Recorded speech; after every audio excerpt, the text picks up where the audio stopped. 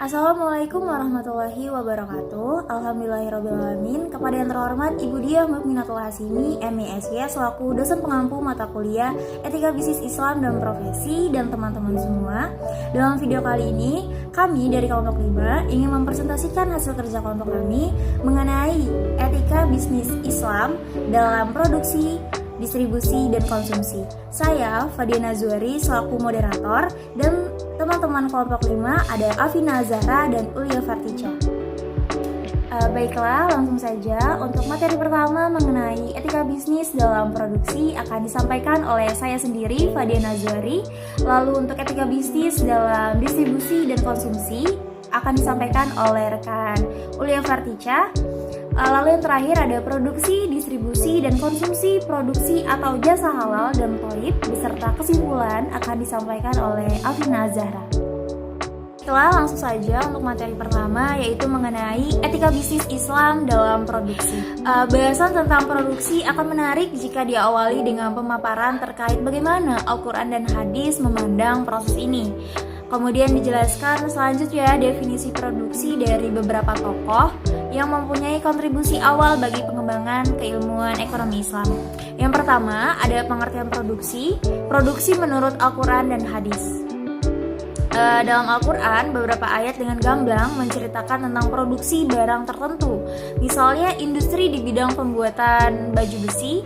Hal itu seperti yang tertulis dalam Quran surat Sa'bah, surah ke-34 ayat 10, 11, dan 12, yang mana dijelaskan bahwa Allah itu memerintahkan kepada Nabi Daud untuk membuat baju besi dari bahan yang telah disediakan oleh Allah, yaitu besi yang telah dilunakan.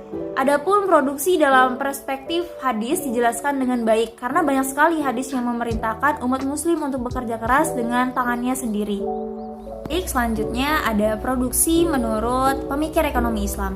Salah satunya yaitu pengertian produksi menurut M. Nejatullah Siddiqi pada tahun 1992. Menurut dia, kegiatan produksi itu adalah penyediaan barang dan jasa dengan memperhatikan nilai, keadilan, dan kebajikan atau kemanfaatan atau maslahah bagi masyarakat.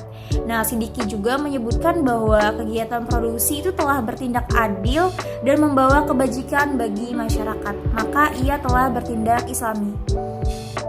Selanjutnya yang kedua dari pengertian produksi tadi ada akhlak dalam produksi. Upaya melakukan suatu kegiatan produksi seorang produsen itu diharapkan untuk menjunjung tinggi akhlak dalam produksi. Jadi akhlak itu sangat dijunjung tinggi ya dalam kegiatan produksi. Nah, berikut ini adalah mengenai akhlak dalam produksi. Yang pertama itu menghindari negatif externalities.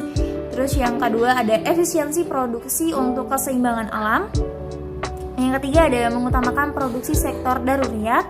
Lalu yang terakhir ada bertujuan untuk kemaslahatan individu, keluarga, masyarakat, dan juga negara. Etika bisnis Islam dalam distribusi.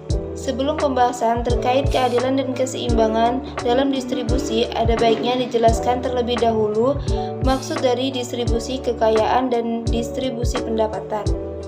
Pertama, distribusi kekayaan adalah upaya pendistribusian harta di skala rumah tangga dengan cara-cara yang dijelaskan dalam syariat. Kedua, distribusi pendapatan adalah semangat untuk mendistribusikan pendapatan dengan beberapa cara. Salah satunya adalah ketika orang berbisnis melakukan produksi barang atau jasa, maka distribusi pendapatan bisa dimunculkan melalui faktor-faktor produksi, yaitu 1.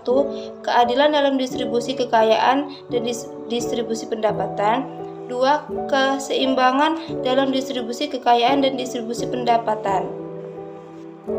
C. Etika bisnis Islam dalam konsumsi. Menurut Fauzia tahun 2017, tahapan seseorang dalam konsumsi dimulai dengan pemahaman terkait apa itu keinginan raghbah atau syahwat dan kebutuhan hajat. Tahapan-tahapan kebutuhan dalam ekonomi Islam dibagi menjadi 4 hal. 1. Pemisahan antara konsep kebutuhan dan keinginan. 2. Maslahah sebuah motif dalam konsumsi. 3. Alokasi kebutuhan untuk konsumsi saving, dan investasi dunia dan akhirat. 4. Konsumsi untuk akhirat, yaitu zakat, infak, sedekah, dan wakaf.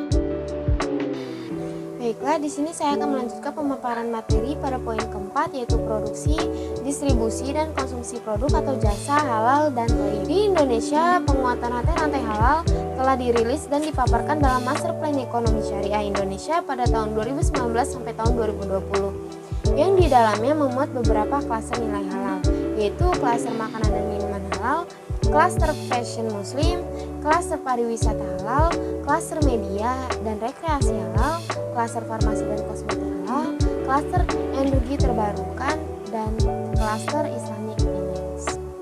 Selanjutnya saya akan menyampaikan kesimpulan atau inti dari materi yang telah disampaikan oleh saya dan rekan-rekan saya, yaitu produksi merupakan suatu kegiatan ekonomi untuk menciptakan ataupun menambah nilai guna suatu barang atau jasa demi memenuhi kebutuhan manusia.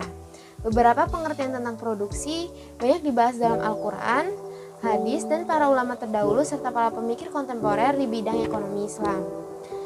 Keadilan dan keseimbangan distribusi sendiri merupakan satu hal yang penting bagi penegakan kesejahteraan masyarakat. Dan Islam telah menjelaskan dengan baik terkait keadilan dan keseimbangan distribusi. Menurut Fauzi, pada tahun 2017, tahapan seseorang dalam konsumsi dimulai dengan pemahaman terkait apa itu keinginan atau rohbah atau syahwat dan kebutuhan atau hajat. Di Indonesia, penguatan rantai-rantai halal telah dirilis dan dipaparkan dalam Master Plan Ekonomi Syariah Indonesia pada tahun 2019 sampai tahun 2020, yang di dalamnya memuat beberapa klaster nilai halal. Baiklah, itulah tadi video presentasi yang dapat kami sampaikan.